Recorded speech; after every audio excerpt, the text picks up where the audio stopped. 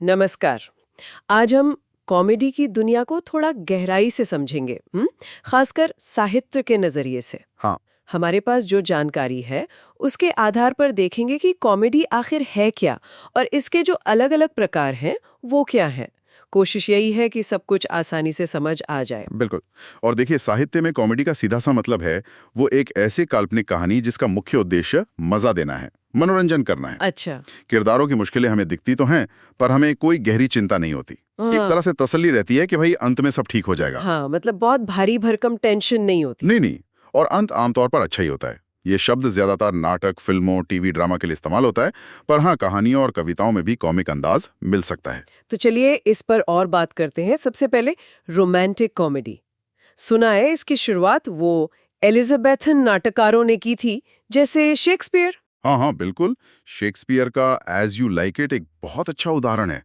इसमें होता क्या है कि एक हीरोइन है, उसके प्यार की कहानी है, मुश्किलें आती हैं। हाँ, वो तो होता ही है। हाँ, पर अंत में प्रेमी प्रेमिका मिल जाते हैं। आज भी जो हम देखते हैं ना, बॉय मीट्स गर्ल वाली कहानियां या रोमांटिक नॉवल, फिल्में। अच्छा, जैसे स्लीपलेस इन सिएटल वगैरह। हाँ बिल्कुल, वो सब इसी परंपरा में आती हैं।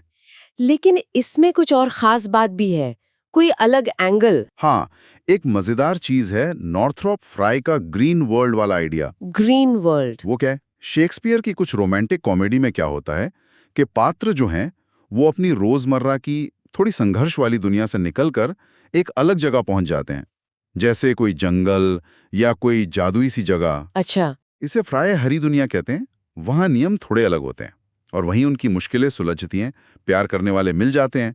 फ्राय इसे पुराने मिथकों से भी जोड़ते हैं जो सर्दी पर वसंत की जीत का जश्न मनाते थे। ये तो काफी दिलचस्प है।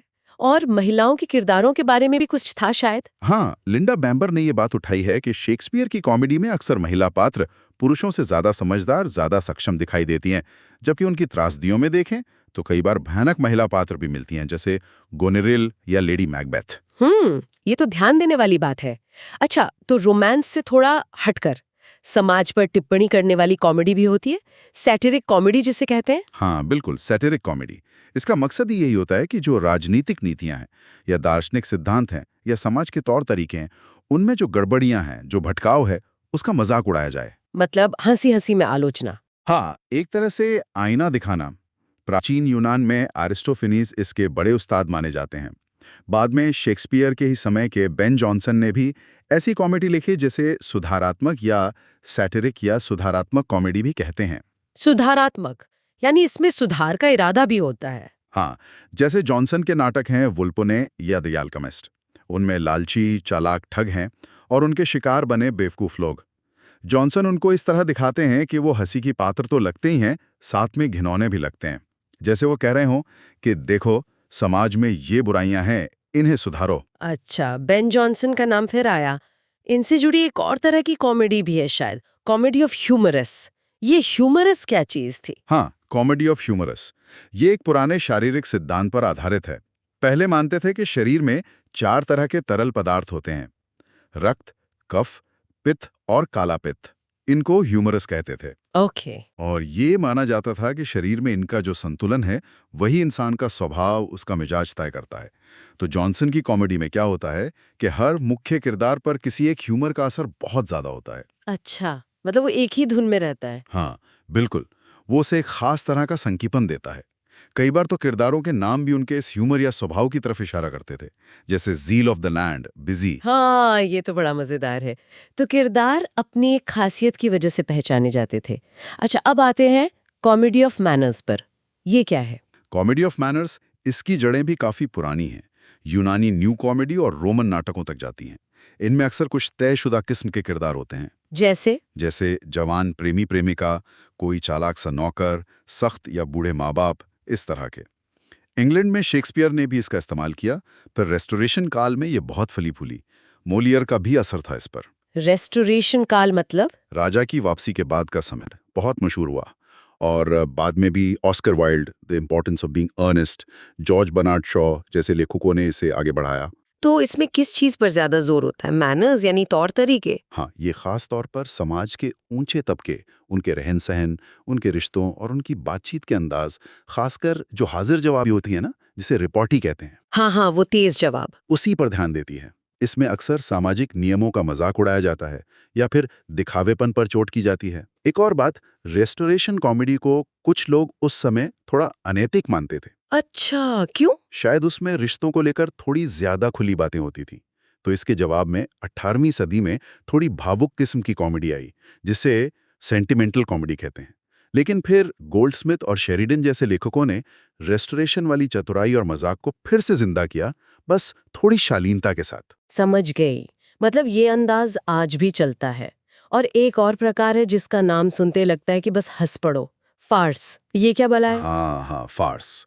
इसका तो सीधा मकसद ही होता है दर्शकों को खूब हंसाना, पेट पकड़कर हंसाना, जैसे जिसे कहते हैं बेली लाफ्स। तो इसमें क्या क्या होता है? इसमें अक्सर किरदार बहुत बढ़ा चढ़ाकर दिखाए जाते हैं, स्थितियां एकदम अविश्वसनीय और ऊट-पटांग होती हैं, गलतफहमियां होती हैं, कभी-कभी थोड़ा भोंडा मजाक और खूब सारी शारीरिक उछल-कूद, भाग-दौड़। अच्छा, मतलब स्लैपस्टिक जैसा? हाँ, कुछ वैसा ही।